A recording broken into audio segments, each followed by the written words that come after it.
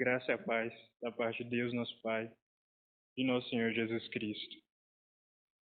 Uma alegria voltar a essa casa presencialmente para uma ocasião tão especial de podermos partilhar o pão da vida, celebrando a vida de nosso Senhor Jesus, direcionando a nossa atenção mais especialmente para os ensinamentos que Ele nos dá. E a nossa rogativa, a nossa solicitação é de que esse Cristo amado, esse Mestre Galileu possa nos inspirar, que a sua sabedoria possa ecoar mais alto em nossas consciências, nestes instantes tão salutares em que abrimos as janelas dos nossos corações, para que o auxílio do alto, através desses benfeitores que aqui estão e que nos amparam, possam alcançar a nossa alma de maneira mais viva, de maneira mais perceptível. Que possamos então nos permitir, rogando as bênçãos desse Jesus amigo, sermos tocados por ele. Eu gostaria, antes de pedir a atenção dos companheiros para o texto que analisaremos essa noite, de ressaltar alguns aspectos históricos, alguns aspectos culturais, geográficos até, da cena, do cenário, no qual se dá essa passagem que nós estudaremos hoje. O ideal seria que a gente pudesse demonstrar aqui, através de imagens, mas talvez através de um exercício de abstração, de imaginação, nós conseguiremos nos transportar para a Sagrada Cafarnaum, a cidade do Mestre Jesus, à beira do mar de Tiberíades ou mar da Galileia. Nós temos, melhor dizendo, no Oriente Médio, uma configuração que é 3 regiões centrais, especialmente a época de Jesus, 3 regiões principais, melhor dizendo.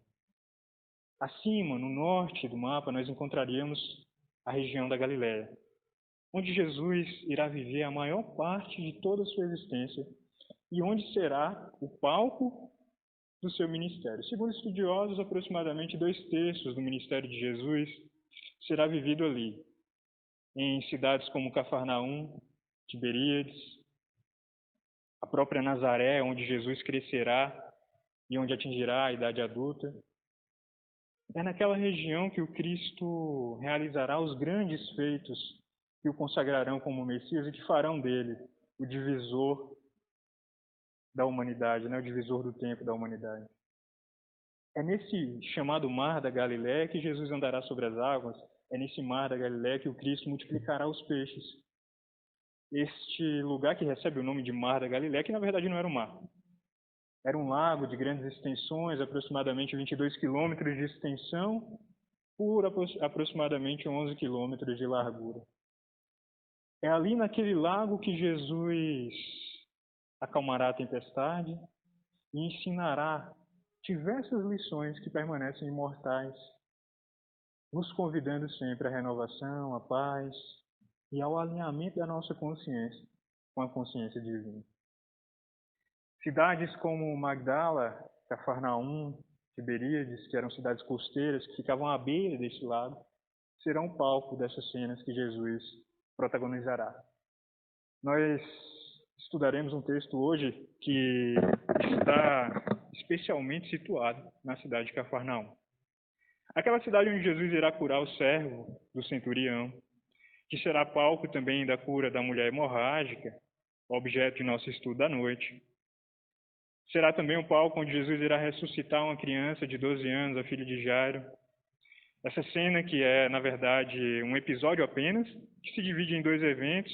Nós estudaremos um deles, que é a cura dessa mulher que interrompe Jesus quando ele estava a caminho justamente da casa de Jairo, chefe da sinagoga, que vinha interceder a favor da sua filha amada que estava à beira da morte. Nós iremos analisar um pouco dessas cenas na noite de hoje.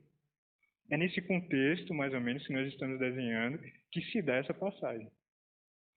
Cafarnaum era uma cidade metropolitana, ela ficava num encontramento de várias estradas, portanto ela era rota comercial, uma cidade cosmopolita que abrigava diferentes povos. Nós vamos encontrar ali romanos, nós vamos encontrar judeus, nós vamos encontrar especialmente comerciantes. É nessa Cafarnaum que Jesus escolhe morar durante uma grande parte da sua existência. Inclusive, Cafarnaum vai ser conhecida como a cidade de Jesus, a cidade do Mestre. Mesmo ele tendo nascido em Belém, na Judéia, que fica no sul do Oriente Médio, nós temos, né, a configuração ao norte, a região da Galiléia. Entre a Galiléia e a Judéia, nós teremos a Samaria, né, fazendo ali, ou estando ali mais centralizada à beira do mar, à beira do Rio Jordão, que é um escoamento do lago Mar de Tiberíades, ou Mar da Galiléia, e que deságua, por fim, no extremo sul do Oriente Médio, lá no Mar Morto. Aquele Mar Morto que nós encontraremos em Miguel, em O Evangelho segundo o Espiritismo, naquele belíssimo texto intitulado A Piedade, fazendo menção a ele. Quando Miguel diz: a tranquilidade comprada às custas de uma indiferença culposa é semelhante às águas do Mar Morto, no fundo de cujas águas existe a vasa fétida e a podridão. A vasa fétida e a podridão justamente porque esse é um lago de águas salgadas, onde não existe vida. A densidade ali é tão grande que nada consegue sobreviver, nem micro-organismos. A salinidade do lago, o pH alterado, é tão alto que sequer bactérias conseguem se proliferar ali. Daí, então, no fundo desse lago, sob águas que aparentemente são extremamente tranquilas, aparentemente é até uma espécie de lâmina espelhada, onde há essa aparente paz, no fundo, na verdade, há podridão. Esse lago que Miguel faz menção, ele está à beira da Judéia. Judéia que nós teríamos cidades como Jerusalém, onde Jesus também irá dedicar aproximadamente um terço do seu ministério naquelas paisagens ali também, para nos trazer lições imortais. O ponto aqui é, nós voltamos para Galiléia, lá ao norte do Oriente Médio. É lá em Cafarnaum, à beira-mar, que nós encontraremos essa cena belíssima, onde Jesus nos dá uma lição verdadeira sobre fé e sobre humildade. E nesse ponto eu peço licença aos irmãos para poder fazer a leitura desse texto. Eu convido aos companheiros, então, para que nós possamos nos voltar a Marcos, capítulo 5. Nós encontraremos essa cena narrada também por Mateus e também por Lucas. Ela está presente, portanto, nos 3 evangelhos sinóticos. Mas nós escolhemos Marcos porque, embora não haja nenhuma contradição entre as diferentes narrativas, elas são, na verdade, complementares. No Evangelho de Marcos nós encontraremos mais detalhes. Marcos construiu um registro que nos traz elementos que Mateus, por exemplo, que vai ser aquele registro mais sucinto, mais breve, infelizmente não nos oferece. Jesus, apenas para dar um contexto, um pano de fundo, havia estado em Gadara, que é uma região também situada mais ou menos ao norte do Oriente Médio, à direita, uma região pagã, uma região onde nós vamos encontrar o helenismo predominando, a cultura romana sendo hegemônica ali, e, portanto, nós encontraremos hábitos culturais de promiscuidade, hábitos que, para um judeu, não tornavam aquele lugar nem um pouco atrativo. Aliás, um judeu piedoso, um judeu ortodoxo, jamais se dirigiria àquelas regiões. As termas, os diversos lugares que convidavam ao prazer carnal, à promiscuidade, à sexualidade vivida de maneira banal, nada muito diferente dos dias de hoje. Mas para aquela cultura, para a cultura romana, esse era um lugar extremamente prazeroso, extremamente cultuado, onde esses romanos tinham ocasião e espaço para cultuarem seus vários deuses, e para o judeu era uma aberração. O judeu queria distância daquele local. Mas Jesus passou por lá. Jesus gostava. Jesus, na verdade, era um cara que ele não era nada óbvio. Ele contrariava, ele não tinha nem um pouco de preocupação com expectativas. Ele, aliás, com frequência contrariava as expectativas, contrariava o que era esperado dele. E ele foi em Gadara. Aliás, é lá que ele vai, inclusive, curar um jovem que estava endemoniado. Um jovem que era vítima, agora, conforme a doutrina espírita nos revela, vítima de um processo obsessivo de subjugação. Ali Jesus cura aquele jovem, e aquele jovem curado pede ao Cristo para segui-lo e para voltar, quando Jesus já está no barco, para voltar com ele, como um discípulo. E Jesus pede a ele que não vá. Na verdade, que ele vá dar testemunho, sim, diante da sua família, diante dos seus amigos mais íntimos, porque o Cristo sabia que aquele pessoal de Gadara não seria bem visto, não seria bem recebido na Galiléia. Assim como o próprio Jesus não foi quando retornou para Nazaré. Breve parêntese, só para nós recordarmos, Jesus nasce em Belém. Por ocasião do censo, seus pais desceram do norte do Oriente Médio, portanto, de Nazaré, em direção à Judéia, foram para Jerusalém. Jesus nasce em Belém, depois eles retornam para Nazaré. O Cristo cresce ali, aprendendo a carpintaria com seu pai. Jesus vai crescer na intimidade do lar, conforme Humberto de Campos vai nos dizer no livro Boa Nova, o Cristo trazia uma alegria pungente à sua casa, nos dando uma lição valiosa, inclusive, sobre onde é o principal alvo para o qual nós devemos direcionar a nossa atenção e a nossa dedicação estando no plano material, no corpo físico. Mas, por vezes, eu não sei os companheiros, as companheiras, mas nós na juventude temos muita energia, muita disposição para realizarmos transformações e acreditamos que seremos verdadeiramente capazes de dar a nossa cota de contribuição para que o mundo se torne um local melhor. E às vezes a gente acha que a gente vai conseguir fazer isso fazendo palestra, distribuindo sopa, realizando talvez alguma obra, algum evento de relevante impacto social. Mas a mensagem que Jesus nos deixa, e nós veremos Alcione no livro Há 2000 anos, dando testemunho, ratificando essa perspectiva, é de que o principal local de verdadeira transformação para onde nós devemos direcionar a nossa energia está na família. Quem aqui está relacionado ou vinculado a grupos mediúnicos devem, com certeza, estar atentos a essas mensagens que ocorrem cada vez mais frequentes, vinda do plano espiritual como alertas, como convites para cada um de nós. A espiritualidade superior, frequentemente, de maneira categórica, nos convidando a termos atenção e cuidado com as nossas famílias. Cuidem das famílias. Cuidemos das nossas famílias. Essa instituição que, ao longo da história humana, sempre teve seus desafios, seus percalços, não seria diferente na atualidade, mas hoje, especialmente, é na família, nas casas espíritas, onde estão situados os principais alvos das trevas. É aí, portanto, onde nós devemos direcionar com mais energia o nosso compromisso e a nossa aliança com o nosso Senhor Jesus, fazendo valer cada ensinamento, cada lição que o Cristo nos deu. Porque é aí onde nós conseguiremos verdadeiramente construir essas verdades universais nos nossos corações. Jesus, então, volta para Nazaré, inicia o seu ministério em Caná, nas bodas de Caná, onde Jesus estava provavelmente a visitar aquela festa que era a festa de alguns de seus parentes, não sabemos quais. É ali que Jesus inicia o seu ministério. Um fato curioso, Jesus escolhe a Galiléia para iniciar o seu ministério. Ele escolhe a Galiléia não apenas para crescer ali, mas para iniciar o seu ministério.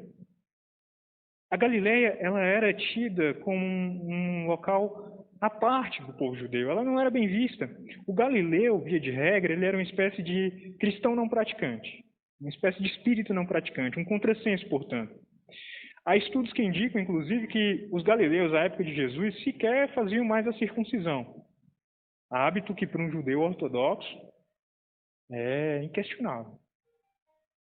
Então, Jesus escolhe aquele lugar onde também a cultura romana já começava a penetrar e, portanto, os hábitos romanos, que nós já fizemos menção aqui, muito presentes no setor mais leste do Oriente Médio, aqueles hábitos já começavam a aparecer ali também.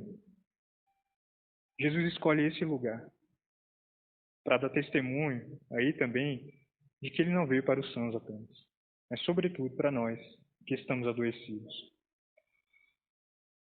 Então é ali em Cafarnaum que Jesus vai nos trazer essa belíssima cena e eu convido os companheiros para irmos efetivamente a ela. Tendo Jesus voltado no barco, vamos lembrar, ele estava em Gadara, do outro lado do Mar da Galiléia, cruza o Mar da Galiléia de barco, volta para Cafarnaum, onde ele viveu muitos anos. Alguns estudos indicam que, provavelmente, nós gostamos dessa perspectiva, embora não haja um consenso acerca dela, Jesus tinha parentes em Cafarnaum. A tradição teológica de ordem protestante vai falar que Jesus tinha uma tia e 2 primos, muito conhecidos de todos nós, que viviam em Cafarnaum. Essa tia seria Salomé, irmã de Maria, e os seus primos seriam Tiago e João. Sim, Tiago e João, os 2 discípulos que nós conhecemos. Os 2 discípulos queridos de Jesus. Esses 2 que, juntamente com Pedro, irá acompanhar o Cristo em eventos significativos. A transfiguração, poderíamos lembrar, um deles. A ressurreição da filha de Jairo, episódio que está concatenado a esse que nós estudaremos essa noite, também contará com a presença exclusiva desses 3 discípulos. Eram discípulos que tinham uma intimidade maior com Jesus, eram discípulos que tinham uma proximidade maior com Cristo. Provavelmente Jesus viveu na casa deles. Provavelmente Jesus viveu na casa de Pedro. Provavelmente Jesus viveu também na casa de Tiago e João, em Cafarnaum. Retornando então a Cafarnaum, Marcos nos registra o seguinte: tendo Jesus voltado no barco para o outro lado, afluiu para ele grande multidão, e ele estava junto do mar. Eis que se chegara a ele um dos principais da sinagoga, chamado Jairo, e vendo-o, prostrou-se a seus pés. Aqui, nós não temos a pretensão, evidentemente, de esgotar os muitos elementos de riqueza das lições que Jesus reserva nessas paisagens, mas nós gostaríamos de destacar alguns especificamente. Vejamos a postura de humildade de Jairo. Jairo era um dos principais da sinagoga, significa que ele era um dos administradores da sinagoga. Ele era, portanto, uma autoridade judaica. Muito provavelmente, inclusive, é esse mesmo Jairo que irá interceder a favor daquele centurião romano, que é também dessa cidade de Cafarnaum. Jairo, portanto, mesmo sendo um judeu, mesmo sendo uma autoridade judaica, tinha na figura de Jesus, na figura do Messias, uma figura a ser respeitada. E ele prostra-se diante de Jesus. É uma autoridade que está se colocando de joelhos diante do Cristo. Portanto, ele reconhece o caráter messiânico de Jesus. E ele tem essa humildade de se voltar para Jesus com essa postura. Percebamos, embora não seja objeto de estudo dessa noite, Jairo também nos testemunha, ou nos testifica, melhor dizendo, sobre fé. E sobre um elemento que é indissociável a ela, a humildade. Mas dando sequência, e insistentemente, Jairo lhe suplicou: minha filhinha está à beira da morte. Vem, impõe as mãos sobre ela, para que ela seja salva e viverá. Aqui Jairo tem uma postura que parece muito a nossa, meus irmãos. E eu falo a nós para não ficar sozinho nessa história. Mas é muitas vezes assim que nós nos comportamos diante de Jesus, é assim que nós nos comportamos diante de Deus. A gente até faz um movimento de humildade para nos colocarmos na presença deles, para direcionarmos a nossa atenção a eles. Mas muitas vezes nós temos uma postura de arrogância velada, onde nós aparentemente queremos mandar em Deus, queremos mandar em Jesus. Senhor, cuida do fulano. Ó, Jesus, você deve ter esquecido, mas deixa eu te falar, você tem que cuidar da Yasmin, você tem que cuidar da Simone, você tem que olhar pelo Ivo. Deus, dá paz para essas pessoas que tanto necessitam de ti. É como se eu estivesse querendo mandar em Deus. Vejamos, essa não é uma crítica à prece. Ela é muito valiosa. Nós devemos sim orar, rogar a Deus, mas numa postura de humildade. Não é tanto sobre o que é dito, mas sim como é dito. O que nós sentimos quando nós nos direcionamos a Deus para suplicar a sua intercessão, quando nós nos direcionamos a Jesus para pedir a sua mediação entre nós e Deus, para pedir as suas bênçãos, para rogar a sua presença entre nós. Jairo também nos mostra um pouco dessa face, que muitas vezes é a que nós adotamos diante de Cristo. Querendo mandar, impõe a tua mão, ele está dando a receita para o governador do orbe terrestre. Impõe a tua mão sobre a minha filha que ela vai ficar curada. As cenas que antecedem esse episódio são: a filha de Jairo estava doente. Nós não temos como demonstrar, então eu vou pedir aos irmãos que façam um exercício de imaginação. Cafarnaum é uma cidade pequena.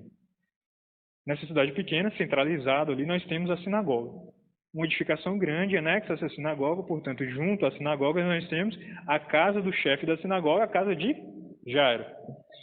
Fica próximo à região onde Jesus havia chegado, fica próximo ao mar, não fica distante. Algo que seria ali em torno de 5 minutos. Inclusive, se nós procurarmos imagens, nós veremos que da sinagoga dava para ver o porto onde Jesus havia chegado. Então Jairo provavelmente estava com o coração contrito. Imaginemos, quem aqui é pai, quem é mãe vai conseguir fazer isso facilmente. Imaginemos um filho doente, à beira da morte, desenganado pelos médicos, uma criança de 12 anos. E você se vê ali ansioso, provavelmente Jairo estava com o coração palpitante, suando frio. Havia notícia de que Jesus, o Messias, que era capaz de curar, de ressuscitar mortos, estava chegando ali, mas não chegara ainda. E aí, em um determinado momento, Jairo ouve a notícia, Jesus acabara de chegar. Provavelmente Jairo, nesse momento, sai correndo da sua casa, vai em direção ao mar, tem uma multidão esperando Jesus, provavelmente ele sai dando cotovelada em todo mundo, dando carteirada, dá licença, eu sou o chefe da sinagoga, eu quero ver o Cristo. Quando ele encontra Jesus, ele prostra-se diante de Jesus. Fato interessante. Se nós formos nas traduções, especialmente o texto de Lucas vai nos trazer esse detalhe. Jesus estava sentado. Quando alguém senta-se no Oriente Médio é porque ele está dando uma lição. Porque diferentemente aqui do Ocidente, né, onde a gente vai fazer palestra, onde a gente vai conversar, a gente fica de pé, para o judeu, ensinamentos relevantes não podem ser dados com pressa. Não podem ser dados de pé, tem que ser sentado. Então Jesus estava trazendo ali provavelmente reflexões profundas para aquele povo.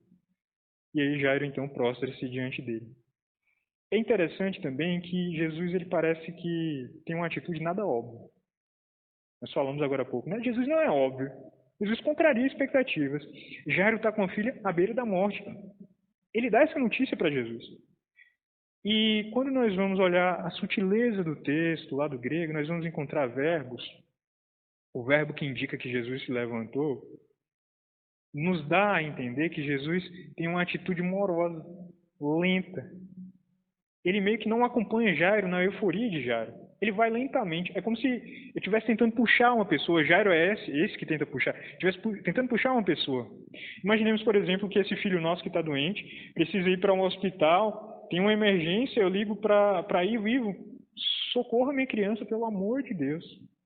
Aí chega com seu carro, coloca minha criança dentro dela, a gente vai em direção ao hospital, só que vai dirigindo a 30 km por hora. A criança está no banco de trás à beira da morte. É mais ou menos essa cena que nós vemos ali. Jairo está desesperado, tentando interceder para o seu filho, e Jesus está ali, lentamente, caminhando, devagar, junto com a multidão. Sem pressa. Mas essa cena ela se torna ainda mais inusitada quando, no meio do caminho, uma multidão o circundando, acontece o fato, que é a cena que nós estamos estudando essa noite, e eu vou a ela. Grande multidão seguia, comprimindo-o. E aconteceu que certa mulher, que havia 12 anos, vinha sofrendo uma hemorragia, e muito padecera na mão de vários médicos, tendo despendido tudo quanto possuía, sem, contudo, nada aproveitar, antes, pelo contrário, indo até a pior, tendo ouvido a fama de Jesus, vindo por trás dele, por entre a multidão, tocou-lhe a veste. Porque dizia, se eu apenas lhe tocar as vestes, ficarei curado. Antes de nós darmos sequência, aqui tem talvez um dos elementos, essa cena, meus irmãos, é uma cena cifrada. Ela tem uma mensagem valiosa oculta nela. Na tradição judaica, os judeus, especialmente os judeus mais piedosos, mais tradicionais, eles têm o hábito de anexar às suas vestes fios. Esses fios, inclusive, eles têm um nome especial, chamam-se tzitzit. Foi um mandamento de Moisés, conforme a tradição judaica recebida propriamente de Deus, que simbolizaria o compromisso desses judeus com as verdades divinas, com aquele único Deus. Vamos lembrar que antes disso, né, as tradições, a maioria delas eram politeístas, acreditavam em vários deuses. Para se simbolizar a aliança daquele povo com aquele Deus único, você anexava às suas vestes pequenos fios, franjas, tzitzit. Isso está registrado em Números, por exemplo, está nos mandamentos lá em Levítico. Nós vamos encontrar esses registros. Jesus era um judeu e ele trazia essa característica em suas roupas. E Malaquias, o profeta, no seu capítulo 4, verso 2, vai nos dizer que o Messias traria cura em suas asas. O Messias traria cura em suas asas. Só que quando nós vamos nos textos originais em grego, nós vamos ver que o que foi traduzido por asas era, na verdade, franjas. Ou seja, era um tzitzi. Essa mulher, quando ela toca no tzitzi de Jesus, o que está acontecendo ali é que naquele imaginário daqueles judeus, essas cenas já previstas por Malaquias estavam naquele inconsciente coletivo. Então ela está, primeiro, reconhecendo o caráter messiânico de Jesus, fazendo que se cumprisse ali uma das profecias e reconhecendo essa que é, ou esse que é, um dos ensinamentos mais belos, que é o Cristo traz nas suas vestes, nas suas roupas, cura. Mas vejamos a sequência. Porque ela dizia, ela tinha consciência disso. Se ele é verdadeiramente o Messias, ele traz cura em suas vestes. Ficarei curada, basta que eu o toque. E logo se estancou a hemorragia e sentiu no corpo estar curada do seu flagelo. Jesus, reconhecendo imediatamente de que dele saíra poder, virando-se no meio da multidão, perguntou: quem me tocou nas vestes? Vocês percebem quão inusitado é isso? Jairo está com a filha morrendo. Eles estão a caminho para socorrer uma pessoa que está à beira da morte. Uma situação de emergência, de urgência. Tem uma multidão tocando em Jesus, cumprimentando a Jesus. Jesus para, vira e diz: alguém me tocou. Sou irônico. Sou estranho. Tanto que Pedro, nós vamos encontrar o registro em Lucas disso, né? O Mateus não vai especificar quem é, mas Lucas nos permite perceber que é Pedro. Pedro vira para Jesus e quase diz, né? Tem de piedade de Jairo. Vejamos isso. Responderam-lhe seus discípulos, né? Esse é o registro de Marcos. Lucas quem traz a identidade desse discípulo específico foi Pedro. Vês que a multidão se aperta e dizes: quem me tocastes? Ele, porém, Jesus, olhava ao redor para ver quem fizera isto. Então a mulher, atemorizada e tremendo, consciente do que nela se operava, veio, prostrou-se diante dele e declarou-lhe toda a verdade. E ele lhe disse: filha, a tua fé te curou. Vá em paz e fica livre de teu mal. Aqui tem muitos elementos que a gente pode explorar. Primeiro deles, essa mulher era uma mulher hemorrágica. Provavelmente ela tinha ali alguma irregularidade menstrual, hoje isso seria um problema muito mais facilmente resolvido pela obstetrícia, pela ginecologia. Mas à época de Jesus, uma mulher que sangrava, ela estava considerada impura. E se ela tocasse um judeu, ele também estaria impuro. Daí essa vontade dela, esse movimento dela em se ocultar, em não se revelar, em tentar meio que furtar uma bênção de Jesus, furtar um milagre de Jesus. Mas vejamos, o Cristo não permite isso. A mulher hemorrágica, e aí não é porque a Bíblia é machista, mas aí a gente precisa, né? Por isso que o exercício de exegese ele é tão necessário e indispensável. Compreendermos o texto em sua profundidade, irmos a letra para dela, como nos diz Emmanuel, fazendo eco a Paulo, retirar dela o espírito vivo da lição. É preciso nós recordarmos, e aí a gente vai encontrar esse registro também em Levítico, que quando Moisés havia saído do Egito, do Egito, com os judeus, libertando os judeus da escravidão egípcia, eles ficaram durante 40 anos, no deserto. Imaginemos que aqueles homens que estavam sob a liderança de Moisés eram escravos, então não eram homens muito cavaleiros. Hoje em dia já é difícil isso. Calculem aí, na época de Jesus, escravos, homens rudes, sem grandes instruções, homens brutos, e uma mulher que estava no deserto, sem recursos de higiene, sem água, no período menstrual. É uma forma que Moisés encontrou de resguardar a dignidade dessas mulheres.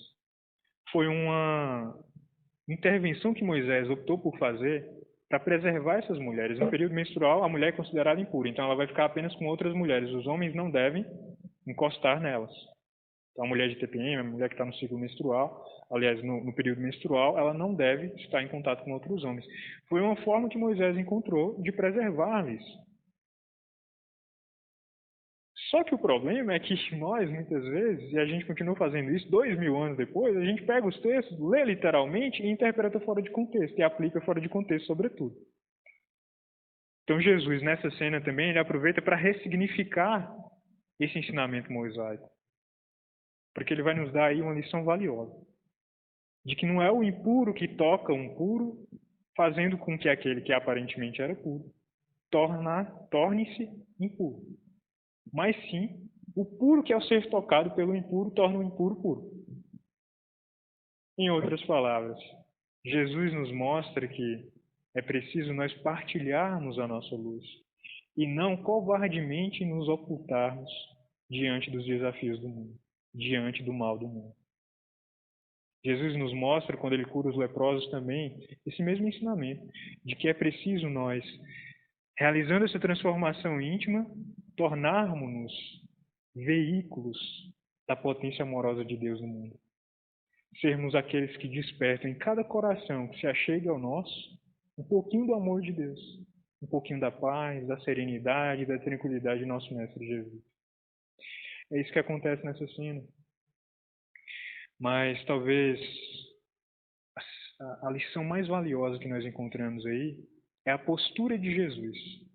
Ele não apenas está aproveitando a ocasião para dar mais um testemunho de que ele era verdadeiramente o Messias, para nos ensinar justamente o poder da fé, né? A tua fé te curou, filha. Filha, a tua fé te curou. Vejamos que Jesus usa esse vocativo, né? Filha. É um vocativo de carinho, de amorosidade. Aquela mulher, meus irmãos, para ela se dirigir a Jesus, na condição que ela se dirigiu, ou ela era viúva ou ela havia sido abandonada. Porque uma mulher, na idade dela, estando casada, não se dirigiria a um judeu sozinho. Então imaginemos uma pessoa que está há 12 anos com uma doença que a torna impura, que a torna segregada, ninguém consegue conviver com ela, ninguém quer conviver com ela, ninguém quer dar atenção a ela, ela não é amada, ela é excluída, ela é colocada à parte. Ela é olhada... Imaginemos, por exemplo, um tempo atrás, uma pessoa que estava contaminada com Covid e ela tivesse essa identificação. Quem ia querer chegar perto? Ela era afastada. Ela provavelmente já tinha no seu coração uma desilusão tamanha, uma desesperança, um desencantamento com o mundo. 12 anos sofrendo. Além do sofrimento físico, sobretudo e principalmente o sofrimento cultural e psicológico. Imaginemos o emocional dessa mulher. E ela encontra um homem que a cura e principalmente que quer que ela se identifique para ele, que quer conhecê-la, que quer que ela se apresente para ele. Essa talvez é a lição mais importante dessa cena de Jesus. O Cristo, ele quer que nós nos apresentemos a ele. Ele quer que nós nos identifiquemos para ele.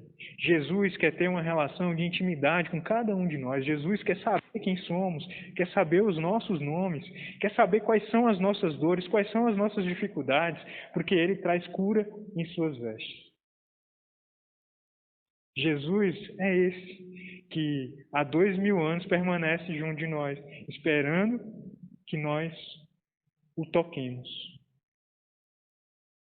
E tocando ao Cristo, que nos identifiquemos a Ele.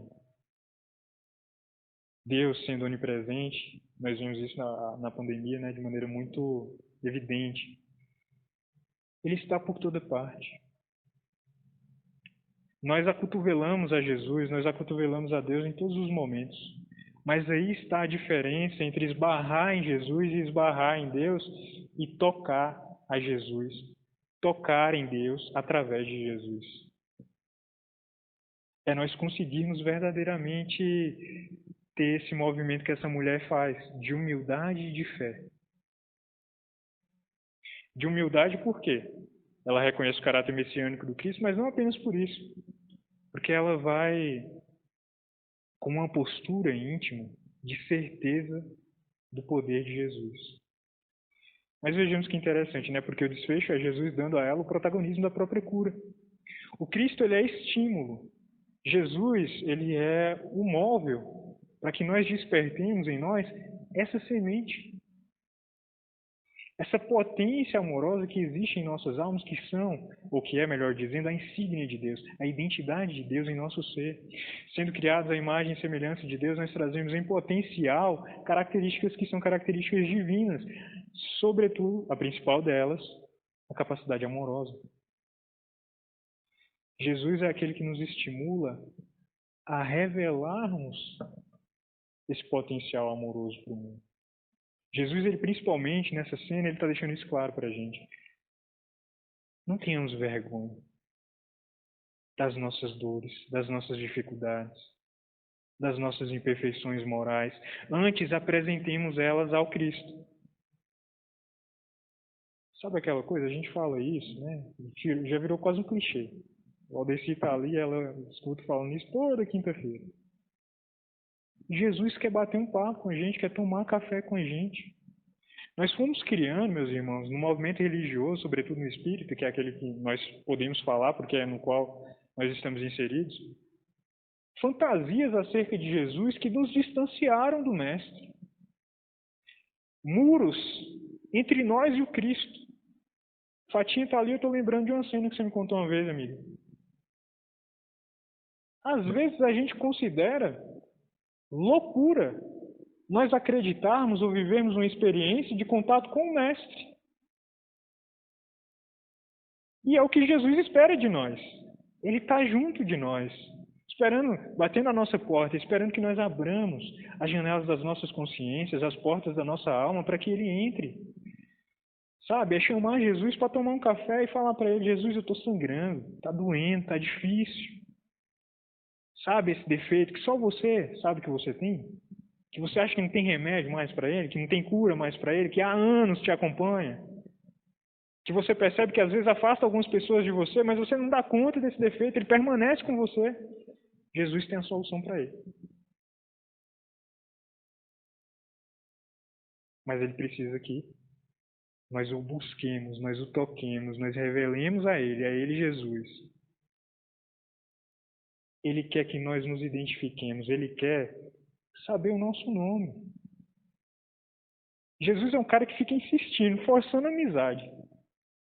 A gente está, tipo assim, né? Querendo sair dali, a gente não dá muita moral para ele, não dá muita bola. Às vezes a gente até fala que gosta dele, às vezes a gente até fala que ama ele. Mas na hora que o Cristo está junto de nós, querendo nos dar um abraço, a gente ainda fica meio refratário, meio temeroso. A maneira dessa mulher. Porque a gente tem a falsa ilusão de que Jesus ele só se relaciona com os eleitos, com aqueles que são perfeitos, com aqueles que já estão bem resolvidos. E o Cristo vem, desde o seu nascimento, nos mostrar que ele veio para nós que somos carentes da sua presença, carentes da sua cura, necessitados do seu amor. Jesus, em todos os momentos da sua existência, nos deu um testemunho. Ele não escolheu os 12 discípulos, aqueles que eram os homens da lei, os doutores da época, aqueles que eram os mais bem resolvidos. Ele escolheu 12 criaturas extremamente perturbadas. Se nós formos fazer uma análise dos apóstolos e dos discípulos também, a maioria deles eram criaturas como esse que estava falando aqui, com problemas psicológicos seríssimos. E Jesus se dispôs a estar na companhia deles, a viver relações íntimas no lar, do dia a dia, com cada um deles. E aí nós vemos o poder transformador de Jesus. É esse Cristo que faz cessar a sangria das nossas imperfeições morais, quando nós nos permitimos, tocando as suas vestes, sermos também por Ele tocados. Essa cena ela terminará de uma maneira muito provocativa. Jairo, que acompanhava Jesus, e aí vamos retomar, né, a cena que nós vimos fazendo a análise, ele provavelmente fica observando aquilo e pensando na sua filha: meu Deus, minha filha essa hora já deve ter morrido. Porque Jesus parou para dar atenção para a mulher e agora o tempo passou. E é nesse momento que ele recebe a notícia: de fato, vem uma pessoa da sua casa e diz a ele: Jairo, sua filha morreu. Para que perturbar o mestre? Deixa que ele vá. Vocês conseguem imaginar como ficou o coração de Jairo nesse momento? Quando você recebe a notícia de que um parente querido, de que um amigo querido, que estava muito doente, mas que ainda tinha alguma esperança de ser curado, morreu, desencarnou. Como que fica o nosso coração? Gela, fica constrangido. Provavelmente Jairo, que estava eufórico, tentando arrastar Jesus para sua casa, nesse momento ele se petrificou. Provavelmente nesse instante Jairo teve seu olhar assim, desencantado, aquela euforia toda, aquele coração palpitante deu lugar a uma tristeza profunda. Mas aí parece que a cena se inverte. Porque agora é Jesus quem pega Jairo e sai arrastando. E eu vou pedir, já que temos alguns minutinhos, vamos dar sequência. Nesse estudo, Jesus falava, ele ainda, né, recebeu a notícia. Jesus, sem acudir a tais palavras que Jairo havia recebido, ele nem faz menção. Disseram que a filha de Jairo morreu. Quando Jairo vai ao encontro de Jesus, a menina estava à beira da morte, ela não havia morrido. Se eu não me engano, é um registro de Mateus que vai trazer que quando Jairo ele se coloca diante de Jesus, ele diz: a minha filha acabou de morrer. Mas, na verdade, é um problema aí que nós temos de tradução, porque para dar ênfase no desespero de Jairo, é como se ele tivesse dito: minha filha tá morta. Mas ela não estava ainda. Sabe quando você está com um parente no hospital e aí teve um síncope, teve, enfim, uma parada cardíaca e você já perde as esperanças, você diz: morreu. Foi essa a postura de Jairo diante de Jesus. Mas olha o que Cristo, quando Jairo recebe essa notícia lá adiante, olha o que o Cristo diz. Não temas, crê somente. Crê somente. Contudo, não permitiu que alguém o acompanhasse, senão Pedro, Tiago e João. Chegando à casa do chefe da sinagoga, viu Jesus um alvoroço. Choravam, muitos pranteavam. Ao entrar, lhes disse: por que estáis em alvoroço e chorais? A criança não está morta, mas dorme. Aqui, Jesus, mais uma vez, não é óbvio. Mais uma vez, ele tem um comportamento esquisito. Imaginemos diversos médicos cuidando dessa criança. Fizeram de tudo para tentar curá-la, não conseguiram. Deram um atestado de óbito, morreu, não tem mais o que fazer. Aí chega um cara que nunca viu a criança, vê todo mundo chorando lá, né? Vira e fala: essa criança, ela não morreu, ela está dormindo. Mas ele nem viu a criança ainda. Agora, nos coloquemos no lugar dos médicos. Qual seria a nossa reação? Eles riram de Jesus. As pessoas que estavam ali riram de Jesus. Zombaram de Jesus. E riam-se. Tendo ele, porém, Jesus, mandado sair a todos, pediu para que todos saíssem. E aqui não foi porque Jesus se ressentiu, é porque naquela época era muito comum que pessoas fossem contratadas, fossem pagas, para velar os corpos, para chorar os entes queridos daqueles que estavam ali velando aquele corpo, né? Evidentemente, uma das coisas que Jesus mais vem criticar de forma mais categórica, de forma mais enérgica, é justamente a hipocrisia. Se tem uma coisa que Jesus tinha, não condenação, mas uma profunda aversão, era a hipocrisia. Era a aparência, era o fingimento. Sabe, gente que aprende a falar de forma mansa e vai para frente do púlpito falar de maneira tranquila, e as pessoas pensam até que ela é pacífica. Jesus não gostava disso. Ele pede para que essas pessoas se retirassem. Ele não gostava desse tipo de cena, de teatro. Cristo gostava da autenticidade, da verdade. E ele pede para que essas pessoas, gentilmente, saíssem dali. Continua o texto, já finalizando. Mandando sair a todos, tomou apenas o pai, a mãe da criança e os que vieram com ele, que nós fizemos menção há pouco, Tiago, João e Pedro. Tomando-a pela mão, a criança disse: Talita cumi, que quer dizer: menina, eu te mando, levanta-te. Lá no Evangelho de Lucas, nós vamos encontrar Jesus dizendo, filha, mais uma vez, né, uma mulher, uma criança, Jesus tratando com um profundo carinho, com profunda reverência, devoção e respeito. Filha, levanta-te. Imediatamente a menina se levantou e pôs-se a andar, pois tinha 12 anos. Então ficaram todos sobremaneira admirados. Mas Jesus ordenou-lhes expressamente que ninguém o soubesse e mandou que desse de comer à menina.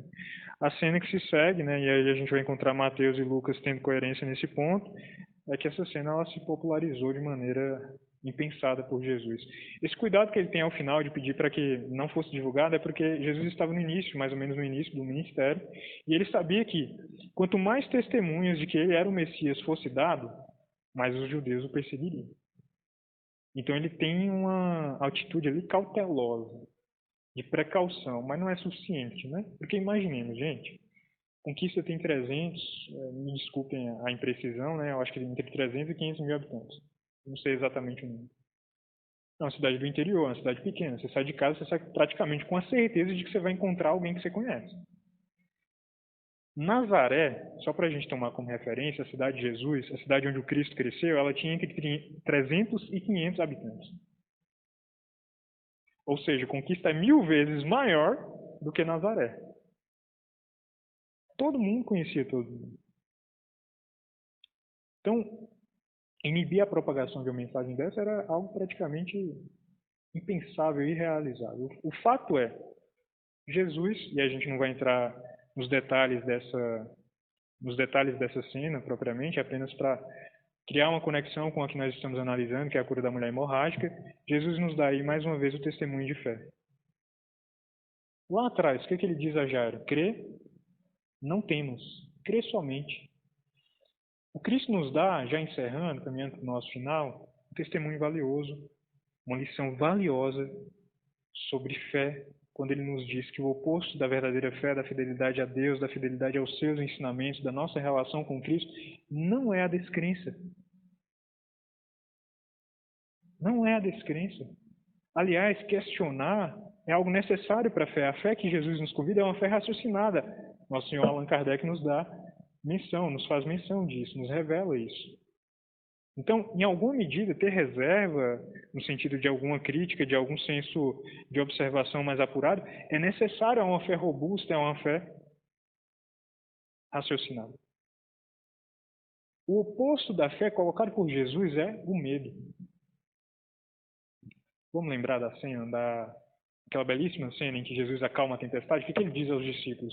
Jesus estava dormindo lá na ponta do barco, tirando um cochilo, uma tempestade, quebrando tudo, os discípulos achando que iam morrer. O que temeis, ó homens de pouca fé? O que temeis, ó homens de pouca fé? Quando ele se volta mais uma vez a Jairo, ele diz o quê? Não temas. E aí a gente vai em João, capítulo 8, nós vamos encontrar o registro do evangelista nos dizendo: Deus é o perfeito amor, e o perfeito amor lança fora todo temor. Quando nós estamos conectados a Deus, não há espaço para o medo.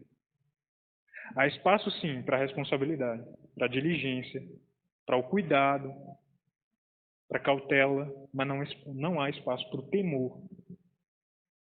Não há espaço para o desequilíbrio do desespero. Ter fé é sim a gente ser tocado pelas experiências que nos atravessam. Jairo foi tocado. Ele é tido como exemplo de fé. Aquela mulher, ela treme quando ela vai se revelar a Jesus. Porque nós não somos máquinas, nós não somos robôs. As experiências, elas nos atravessam e elas nos tocam. A gente sente raiva, a gente sente tristeza. A gente sente alegria às vezes também. Nós não somos máquinas. Mas é sentir, o convite que Jesus nos faz é sentir e revelar o que sentimos para Ele, para sentirmos na presença dEle. E aí talvez o convite que nós fazemos, sobretudo para nós mesmos nessa noite, é de que nós possamos, todos os dias da nossa existência, em todos os momentos, mas especialmente reservarmos um dia, um horário do nosso dia para fazermos esse exercício, que Santo Agostinho vai nos revelar lá no Livro dos Espíritos ser um instrumento mais necessário, mais útil para o homem progredir na Terra, reservarmos um momento de recolhimento, onde possamos direcionar a nossa atenção de maneira mais viva para Jesus, de maneira mais atenta, consciente para o Cristo, e convidar Jesus para a gente fazer esse processo tão necessário que Joana de Ângeles, Simone leu aqui a mensagem no início, a nossa benfeitora espiritual, ela vai nos dizer ser um exercício inadiável. Não é para amanhã, não é para depois da palestra, não é para depois das eleições, quando o ano virar. É um exercício inadiável de nos recolhendo em nossa intimidade, nos conhecermos, nos transformarmos. E aí, nesse exercício de nos conhecermos, meus irmãos, quem já iniciou sabe do que eu estou falando. Nessa viagem interior a gente vai encontrar verdadeiros monstros. Quem já leu a Ilíada ou a Odisseia, o processo de transformação da criatura humana é uma verdadeira odisseia. É uma batalha consigo mesmo, é uma viagem onde nós nos deparamos com as criaturas, que somos nós mesmos, né? Mais horrendas possíveis. Mas é um exercício necessário. O ponto consolador para todos nós é que nós temos a possibilidade de fazer esse exercício em segurança, com uma companhia sagrada que é nosso Senhor Jesus. E aí, a necessidade nesses momentos, através de uma prece sincera, de uma prece humilde, rogando ao nosso querido amigo, ao Príncipe da Paz, a sua divina presença, na companhia dele, de mãos dadas a ele, trilharmos esse percurso em direção ao nosso íntimo. E revelarmos para Jesus, nós ainda temos medo. Eu ainda tenho dor, dói pra caramba aquilo que fulano me fez lá atrás. Jesus me ensina a perdoar, ainda sou muito falho. Eu quero aprender a perdoar, mestre, mas ainda tenho dificuldade. Jesus me ensina a conviver com aquela pessoa. Tá difícil, eu não estou conseguindo. É um companheiro de casa espírita, é um familiar. Mestre, tá sangrando, estou tendo uma hemorragia, me ajuda. Jesus, ele não se incomoda em ser procurado por nós. Aliás, Jesus se incomoda quando nós somos indiferentes a ele. Quando ele está junto de nós e a gente permanece ali, refratário, tentando colocar véus para não enxergá-lo. Que nós possamos verdadeiramente, meus irmãos, nesse exercício de humildade, nos prostrarmos diante do Cristo. E a nossa oração nessa noite é de que, na presença de Jesus, nós nos permitamos sermos tocados por Ele e que possamos, tocados por Jesus, encontrarmos as curas de que tanto necessitamos, para as nossas imperfeições morais, sobretudo. Certos de que, conforme o texto, a fé divina e a fé humana nos revela lá em O Evangelho segundo o Espiritismo. Esse móvel, essa potência que é a fé, que é capaz de nos possibilitar a realização de grandes feitos físicos, materiais, também é capaz de nos permitir transpormos montanhas morais. E é através da transposição dessas montanhas que nós um dia encontraremos. E poderemos conhecer a Deus, conhecer ao Mestre, como hoje já somos por eles conhecidos. A todos pela paciência, da atenção, pela caridade, da indulgência com as nossas limitações, com as nossas dificuldades, nossa sincera gratidão e nossos votos de que a fé e a humildade possam todos os dias da nossa existência ser o nosso cartão de visita diante do nosso Senhor Jesus. Que Ele, o sol da Galileia, esse sol de Cafarnaum possa brilhar nas nossas consciências e iluminar os nossos dias, agora, amanhã e sempre. Obrigado.